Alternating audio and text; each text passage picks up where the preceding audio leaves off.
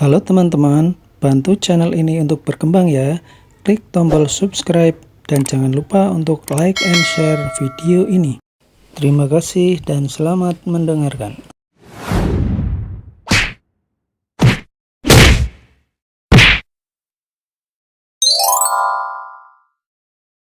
Bab 851, Ekstrem.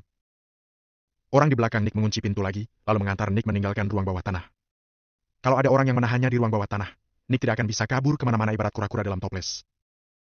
Boom! Ketika Nick dan yang lainnya berlari ke arah luar, keributan terus-menerus terdengar. William dan yang lainnya segera mendongak ke atas dan melihat langit-langit ruang bawah tanah. Di atas langit-langit adalah tanah. Mereka bisa mendengar orang yang sedang berlari di atas sana, juga beberapa teriakan singkat. Hati mereka bertanya-tanya, ulah siapa ini? Orang yang menyerang Flyhawk Mansion kemungkinan besar adalah seorang teman. Kak William, apakah itu Kak Kasman dan yang lainnya? Bisik seseorang. Tidak mungkin. William menggelengkan kepala, lalu berkata. Selama beberapa bulan ini, kita sibuk mengambil beberapa senjata api milik keluarga secara sembunyi-sembunyi. Tapi senjata-senjata itu sudah hilang. Sama sekali tidak ada senjata api mematikan sejenis bom di tangan Kasman dan yang lainnya. Kalau begitu siapa mereka? Kalau bukan Kak Kasman, kenapa mereka menyerang Nick? Tanya pemuda itu dengan bingung. William menundukkan kepala tanpa menjawab. Mana dia tahu? Tapi William tahu, entah itu Valentino ataupun Hendrik, mereka memiliki kartu as. Mungkin saja suara bom yang terdengar saat ini adalah kartu as yang sedang mereka jalankan. Zaza sungguh kejam. Dulu saat dia melanggar hukum dalam keluarga, dia dijatuhi hukuman potong satu tangan. Bukankah waktu itu Tuan Muda Valentino membelanya? Kata seseorang dengan geram. William dan yang lainnya sebagian besar telah merasakan kebaikan Valentino. Orang-orang terdekat Valentino tidak pernah berlagak di depan anak buahnya. Karena itu, Valentino disayangi oleh keluarga maupun anak buah keluarganya. Selain itu, Valentino selalu berusaha membantu anak buahnya yang sedang mengalami kesulitan. Selama bukan kejahatan tingkat tinggi, Valentino akan mengusahakan segala cara untuk membela mereka. Semua kebaikan Valentino membekas di hati semua orang. Makanya saat melihat Zaza mengkhianati Valentino, hati mereka panas. William mendongakkan kepala secara perlahan, lalu berbicara dengan suara rendah. Kita tidak perlu membicarakan masalah ini lagi. Orang lain mungkin tidak mengerti, tapi dia mengerti. Sekali lagi Zaza dicap sebagai pengkhianat dan dihina oleh rekan-rekannya. Sementara William bisa membayangkan apa yang sedang dipikirkan Zaza. Dia juga bisa menebak rencana pria itu. Kalau rencana kali ini berhasil, ancaman kota Neo pasti akan dihapuskan. Selain itu, rencana ini tidak akan mengungkapkan sedikit pun jejak Valentino. Hanya saja, kepergian Zaza kali ini. Sepertinya mereka tidak ada kesempatan untuk bertemu lagi. Boom! Suara ledakan di luar kembali terdengar dan membuyarkan pikiran William. Apit bagian kiri dan kanan! Kepung mereka! Jangan sampai ada yang lolos! Terdengar suara teriakan Nick di atas sana. Dor, dor, dor! Disusul suara tembakan pistol mitralyur secara cepat dan beruntun. William dan yang lainnya mendongakkan kepala melihat langit-langit. Mereka ingin melakukan sesuatu, tapi malah terjebak di ruang bawah tanah. Saat itu, terjadi keributan di Flyhawk Mansion. Beberapa satpam yang sedang bertugas di pos masing-masing bersembunyi di bawah meja dengan gemetar. Sementara di luar Flyhawk Mansion, ada orang yang selalu melempar benda hitam dari dalam kegelapan. Benda hitam itu masuk ke dalam mansion, lalu meledak hingga menimbulkan lubang besar di tanah. Ada juga bom yang jatuh ke danau buatan atau kolam renang. Begitu meledak, terbentuklah air mancur, air pun mengguyur ke segala arah seperti hujan. Serangan ganas dan brutal ini membuat Nick mengamuk. Flyhawk Mansion yang sudah berdiri sejak lama ini pertama kalinya dilempari bom. Kejadian ini bagaikan tamparan bagi Nick. Granat itu seperti sedang meledak di depannya hingga membuat wajahnya terluka dan kesakitan. Tembak mereka! Aku akan mengurus sesuatu. Tekan mereka dan tangkap mereka semua. Aku ingin mereka ditangkap hidup-hidup. Tangkap hidup-hidup. Aku akan membuat mereka memakan bom-bom itu. Aku juga akan menguliti mereka. Nick berdiri di belakang pasukan sambil berteriak marah.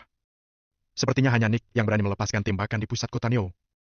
Dia sudah terbiasa melanggar hukum. Mana bisa dia memerhatikan hukum di saat-saat seperti ini? 100 lebih tentara keluarga Wijaya maju sambil membawa senjata api dan mulai melepaskan tembakan.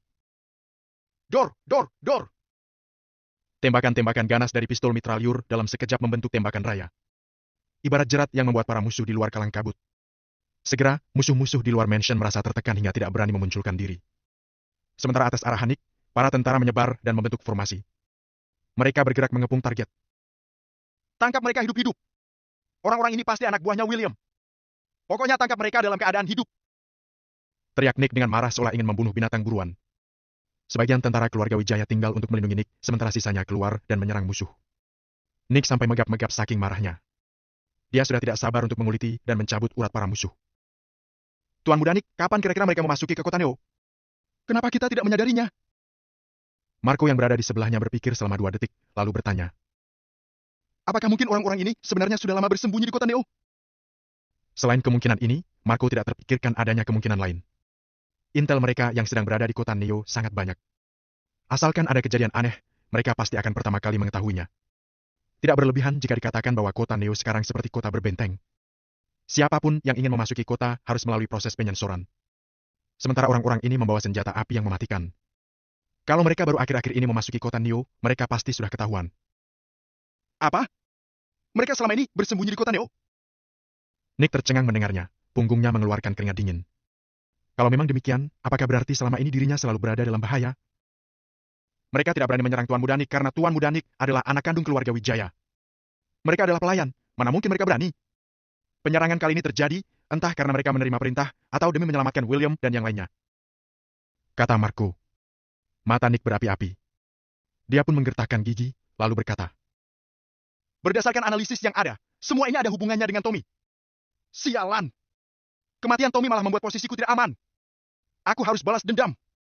Aku akan mempermainkan pasangan wanitanya dan merebut segala yang pernah dia miliki. Tarik Mary dan suaminya kemari.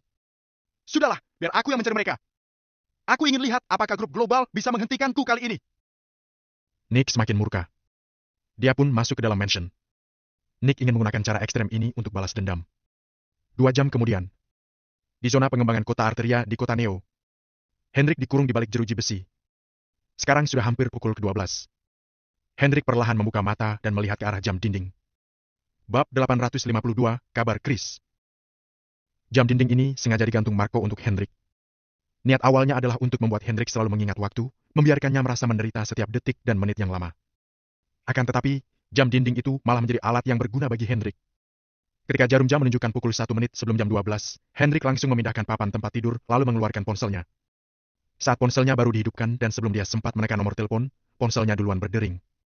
Hendrik bimbang sejenak, tapi akhirnya dia mengangkat panggilan. Alasan sebenarnya kenapa dia dan Valentino jarang berkomunikasi adalah setelah akhirnya Hendrik mendapat kesempatan selama 5 menit, dia tidak hanya harus mencari cara untuk menghubungi Valentino, tapi dia juga harus menghubungi anggota asosiasi Valentino Empire untuk mengetahui tentang situasi saat ini. Segala hal harus dilakukan dalam 5 menit ini. Hendrik mengangkat panggilan, tapi dia tidak buru-buru bersuara. Di ujung telepon terdengar suara rendah seseorang. Halo? Hendrik langsung menghela napas, ini adalah suara Arvin Nagasan. Hendrik menutup mulut dan speaker ponsel dengan tangannya, lalu bertanya dengan suara sangat pelan. Apa sudah ada kabar? Waktu yang dimiliki Hendrik singkat, jadi dia harus berbicara dengan singkat dan padat. Sudah ada kabar dari Chris. Ketika Arvin mengatakan ini, nada suaranya semakin rendah. Jelas sekali kalau kabar yang didapatkan adalah kabar buruk. Jantung Hendrik berdetak dengan kencang dan dia hendak bertanya. Namun, tepat pada saat ini, dia tiba-tiba mendengar suara mesin mobil di luar. Lampu mobil yang terang masuk melalui celah ruang baja berwarna, membuat jantung Hendrik berdebar dengan sangat kuat. Dulu Chris pernah bertarung sengit dengan seorang panglima, akhirnya dia terjebak ke dalam muslihat pihak lain. Shh. Hendrik sangat ingin mendengar apa yang terjadi di akhir, tapi sekarang dia sama sekali tidak mempunyai waktunya. Orang yang bisa datang ke ruang baja berwarna saat ini hanya Marco, tidak ada orang lain lagi. Pergi ke kota Magal. Hendrik mengatakan 4 kata itu dengan cepat, lalu mematikan panggilan dan ponselnya. Tuan Marco. Terdengar suara penjaga di luar. Namun, Marco terlihat sangat panik. Setelah dia menyahut penjaga itu, dia langsung berjalan ke pintu. Hendrik langsung menoleh ke pintu, kemudian memasukkan ponselnya ke dalam lubang dan menutup lubang tersebut. Setelah itu, dia berjalan ke pintu dengan cepat untuk memindahkan papan tempat tidur ke tempat asal. Begitu Hendrik duduk, Marco sudah mendorong buka pintu. Hendrik, maaf telah mengganggumu malam-malam begini. Ujar Marco sambil berjalan masuk. Setelah itu, dia ragu sejenak, kemudian memakai masker. Hendrik sudah berbulan-bulan tinggal di rumah kecil ini, jadi Marco tidak bisa menahan baunya. Hendrik, sebelumnya kamu orang yang lumayan bersih. Kamu sudah beberapa bulan tidak mandi dan melihat matahari. Rasanya menderita, kan? Penampilan Hendrik yang terlihat berantakan dan berjenggot membuat Marco tertawa sinis. Hendrik perlahan-lahan membuka matanya. Matanya yang kelam melihat Marco sekilas, kemudian dia memejamkan matanya lagi. Hai MPH, masih saja bersikap sombong. Aku mau bertanya padamu, kamu punya anak buah yang sedang bersembunyi di kota Neo, ya? Tanya Marco setelah dia mendengus. Mendengar itu, jantung Hendrik pun berdebar. Namun, dia tetap memejamkan matanya. Wajahnya tidak menunjukkan ekspresi aneh sedikit pun. Jangan memaksaku, Hendrik. Apa kamu benar-benar mengira aku tidak berani menyiksamu? Kuberitahu kamu, sekarang di rumah keluarga Wijaya, Alzheimer's Nyonya Besar Wijaya sudah semakin parah. Dua anggota perkumpulan tetua yang mendukung Tommy juga sudah kehilangan kekuasaan mereka. Jangan bilang aku membuatmu menderita. Meskipun aku membunuhmu, itu juga sia-sia. Tidak ada yang akan melindungimu. Apa kamu mengerti? Ujar Marco dengan penuh ancaman sambil menggertakkan giginya. Akan tetapi, tidak peduli apa yang dikatakan Marco, Hendrik tetap tidak membuka kedua matanya. Hendrik tidak mengakui dan membantah perkataan Marco. Kamu kira aku tidak tahu meski kamu tidak memberitahuku? Kamu pasti ada anak buah dan dia sedang bersembunyi di kota Neo. Marco mencondongkan tubuhnya sedikit, terdengar suaranya dari balik masker. Malam ini yang pergi ke Flyhawk Mansion, apakah orang itu anak buahmu? Ketika mendengar itu, akhirnya Hendrik pelan-pelan membuka matanya dan menatap Marco. Ada yang mau membunuh Nick? Suara Hendrik terdengar agak serak, seakan-akan dia sudah alam tidak minum air. Kenyataannya memang seperti itu. Tanpa persetujuan Marco, penjaga di luar tidak akan mengantarkan makanan dan air untuk Hendrik. Kamu tidak tahu atau sedang berpura-pura? Marco tertawa sinis. Kalau aku mau membunuhnya, aku tidak akan pergi ke Flyhawk Mansion. Aku akan menunggunya keluar, kemudian aku juga tetap akan bisa membunuhnya. Jawab Hendrik sambil tersenyum sinis. Hai MPH, memangnya kamu dapat memikirkan itu? Kamu hanya dapat bergerak di tempat 10 meter persegi ini. Apa hakmu mengatakan hal seperti itu? Aku hanya bertanya. Apa kamu benar-benar mengira aku merasa kamu begitu berkemampuan? Marco menatap Hendrik dengan ekspresi mengejek, seakan-akan dia tercengang.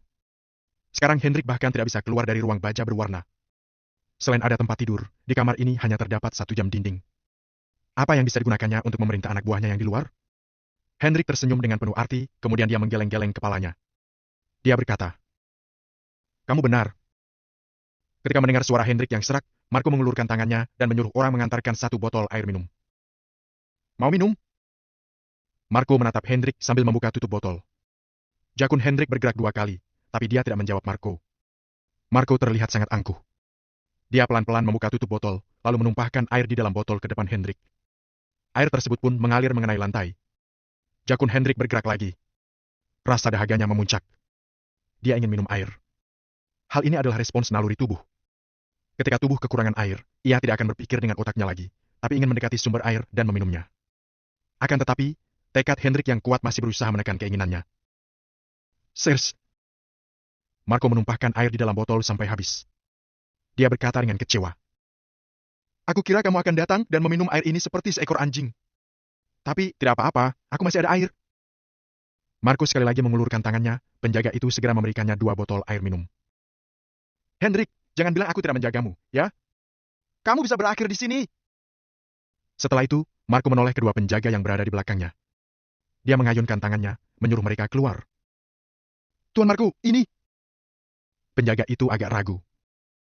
Hendrik pintar, dia tidak akan melakukan apa-apa padaku. Keluarlah. Marco tersenyum dengan yakin. Kedua penjaga itu pun hanya bisa menganggukkan kepala mereka, kemudian keluar dan menutup pintu. Marco pelan-pelan berjalan mendekat ke hadapan Hendrik, dia berkata dengan pelan. Kamu bisa berakhir di sini juga membuatku sengsara. Bab 853, Anjing Gila.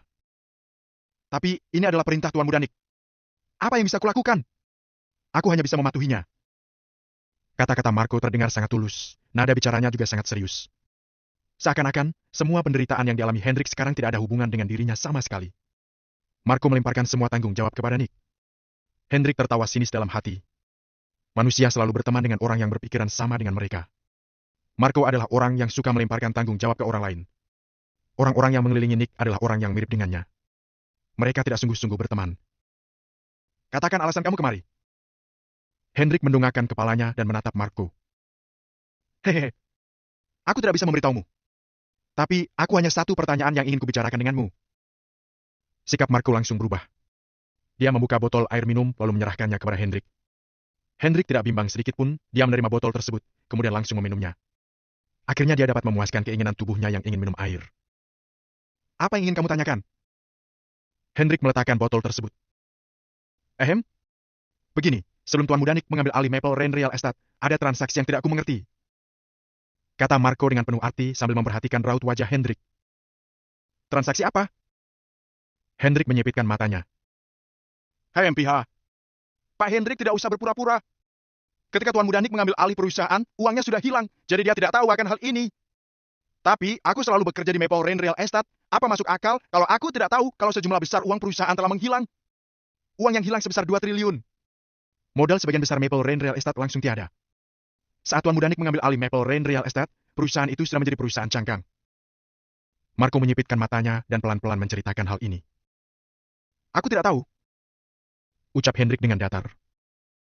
Haha, kamu tidak tahu? Kamu sudah mentransfer modal Maple Rain Real Estate, tapi sekarang kamu bilang padaku kalau kamu tidak tahu.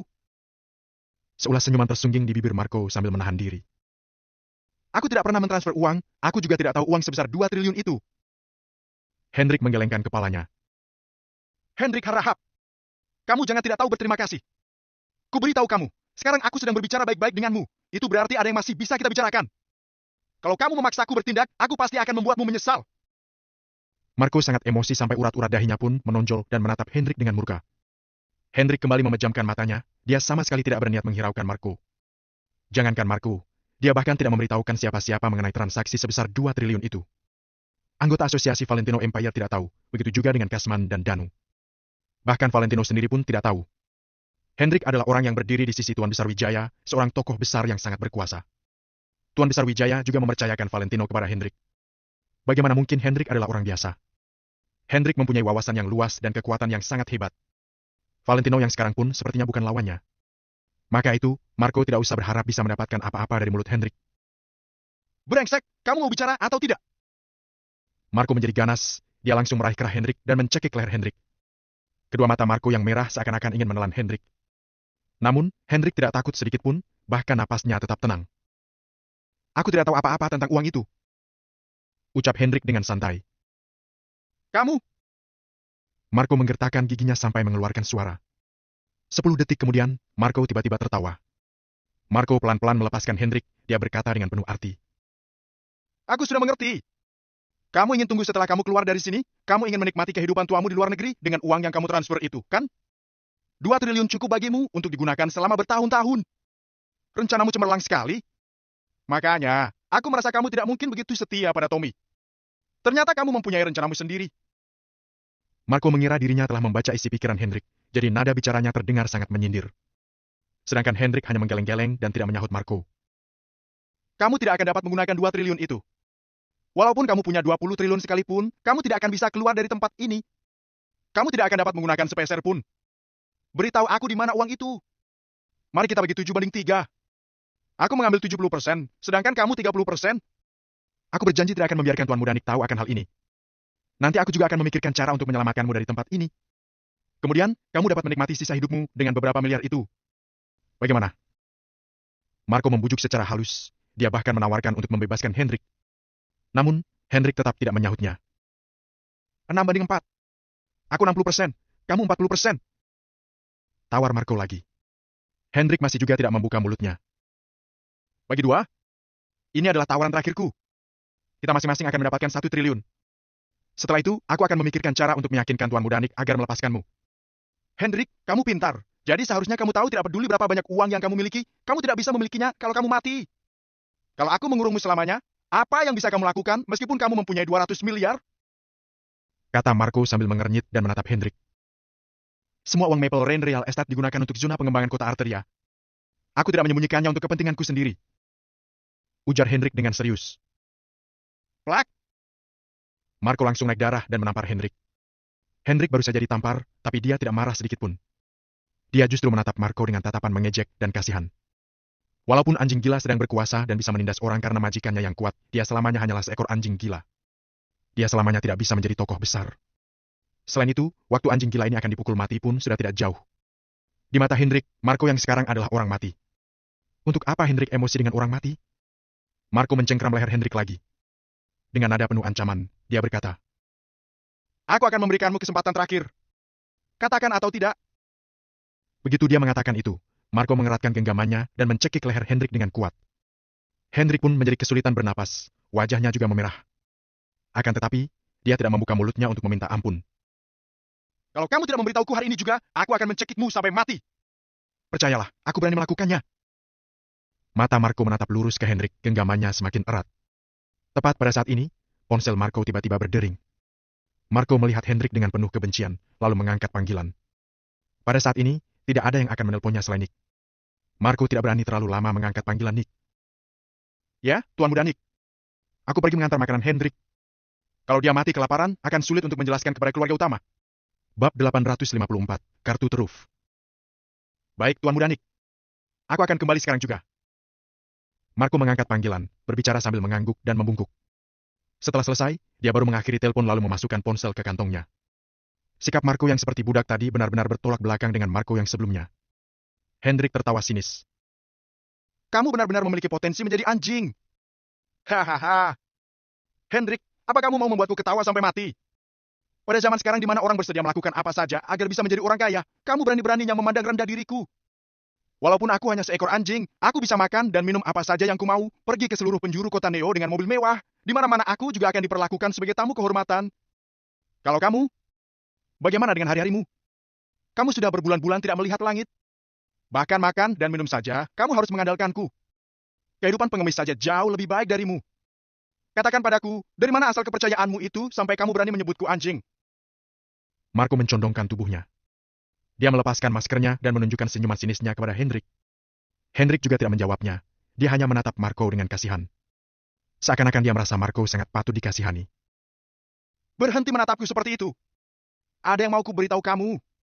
Tuan Muda Nick sudah mau mendapatkan Angel, istrinya Tommy. Hahaha. Marco tertawa terbahak-bahak. Raut wajah Hendrik langsung berubah. Dia pun menatap Marco dengan tajam. Kemarin aku sudah bilang padamu, kan? Angel ternyata tidak mati, tapi Tommy tidak bisa kabur. Semua ini adalah takdir. Dari awal Tommy seharusnya sudah mati. Setelah Marco mengatakan itu, dia berbalik lalu pergi. Kalau Nona Angel terluka sedikit pun, aku jamin kalian akan menyesal. Hendrik tiba-tiba berdiri, matanya yang tajam tertuju pada Marco. Marco pelan-pelan berhenti dan berkata, Hai MPH, apa hakmu mengatakan itu?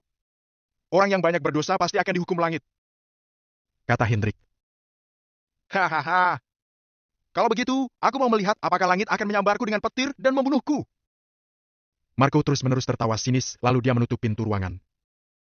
Sebentar lagi kamu akan dihukum. Hendrik mengepalkan tangannya erat-erat, tatapannya terlihat sangat menyeramkan. Hendrik melirik ke arah jam dinding, setengah jam telah berlalu. Dia tidak bisa menelpon Arvin lagi. Apakah terjadi sesuatu pada Chris? Gumam Hendrik dengan kening berkerut. Walaupun Arvin belum selesai berbicara, dari awal kalimatnya, Hendrik tahu pasti telah terjadi sesuatu pada Chris. Maksud Arvin sepertinya adalah Chris telah terjebak dalam muslihat musuh. Tidak mungkin. Kalau terjadi apa-apa dengan Chris, bukankah itu berarti 2 triliunku menjadi sia-sia? Sudah lama sekali mereka tidak menghubungi kami, jangan-jangan telah terjadi sesuatu juga dengan mereka. Semakin Hendrik memikirkannya, hatinya merasa semakin gelisah. Apa yang dikatakan Marco benar. Dulu, begitu Hendrik melihat Valentino telah kehilangan kekuasaannya, Hendrik mentransfer keluar sebagian besar modal Maple Rain Real Estate. Kemudian, melalui cara rahasia, dia mentransfer uang tanpa meninggalkan jejak. Nick adalah orang yang tidak berguna, jadi dia tidak mengerti apapun tentang bisnis. Ketika Nick melihat uang Maple Rain Real Estate sedikit, dia mengira manajemen Valentino buruk. Padahal sebenarnya, uang tersebut sudah diambil oleh Hendrik. Hendrik tidak memberitahu siapa saja mengenai kartu truf kuat ini. Hanya beberapa orang yang tahu akan hal ini. Salah satunya adalah Mario Laki, tuan muda keluarga Laki kota Neo. Semua ini karena Hendrik menyerahkan uang tersebut kepada Mario. Dulu ketika Valentino berkembang di kota Neo, Mario termasuk salah satu orang yang telah mengikuti Valentino dari awal. Setelah mengalami banyak kejadian, kesetiaan Mario pun sudah teruji dan diakui oleh Hendrik.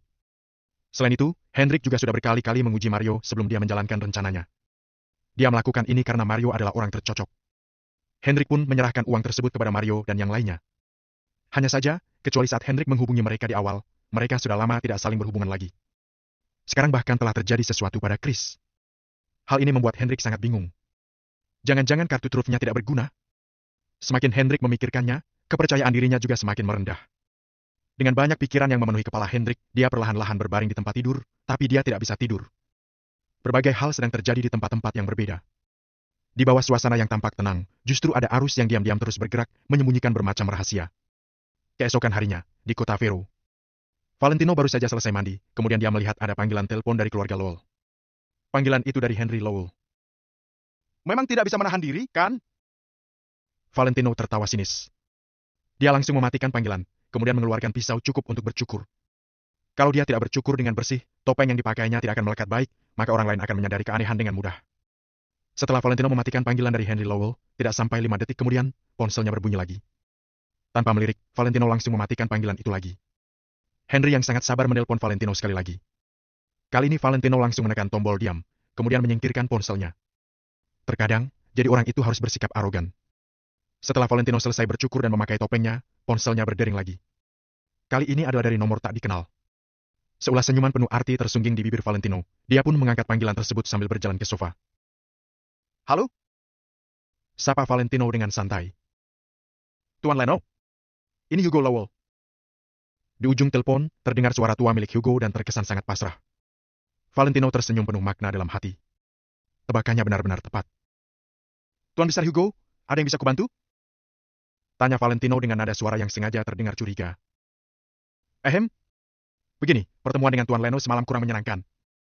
Jadi, aku ingin mengundang Tuan Leno ke rumahku. Apakah Tuan Leno mempunyai waktu? Tanya Hugo. Di seluruh kota Vero, hanya segelintir orang yang dapat bertamu ke rumah keluarga Lowell. Lebih jarang lagi kalau diundang secara pribadi oleh Tuan Besar Hugo. Setidaknya, ini pasti pertama kalinya Tuan Besar Hugo mengundang seorang pemuda seperti Valentino.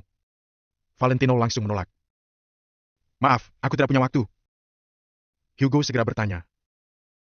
Kalau begitu, kapan Tuan Leno mempunyai waktu? Aku juga tidak pasti. Sekarang aku sedang memiliki banyak urusan. Kita bicarakan ini lagi lain kali.